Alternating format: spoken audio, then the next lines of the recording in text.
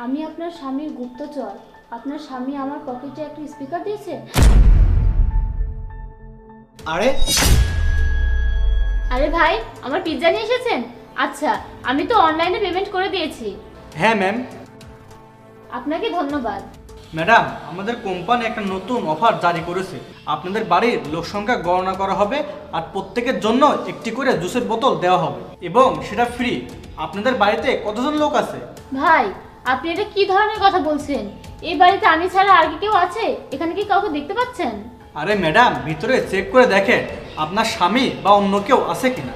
না ভাই, ভিতরে কেউ নেই। আমার শুধু একজন স্বামী আছে আর সে অফিসে গেছে। ঠিক আছে। এই ভাই, জুসের বোতল। আমাদের কোম্পানির জুসের বোতলটি সন্ধ্যায় আপনাকে পাঠাবে। ঠিক আছে ভাই, আপনার সার্ভিসটা আমার অনেক পছন্দ হয়েছে, তাই আমি আপনাকে টিপস দিচ্ছি। আপনি সময় মতো পিৎজা ডেলিভারি করেছেন, আর এই 50 টাকা আপনার জন্য। ধন্যবাদ ম্যাম।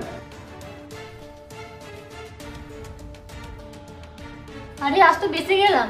যদি এই ছেলে সময় মতো না আসতো তাহলে তো আমরা ধরা পড়ে যেতাম। তুই তার মানে আমার স্বামীর আমার উপর কোনো সন্দেহ রয়েছে। আজকের পর আমাদের আর বাড়িতে দেখা করা হবে না, আমরা বাইরে কোথাও দেখা করব। আর হ্যাঁ, আমি তোমার নাম্বারটা ডিলিট করে দেব। আমার যখনই দরকার হবে আমি তোমাকে ফোন করব। ঠিক আছে, চলো।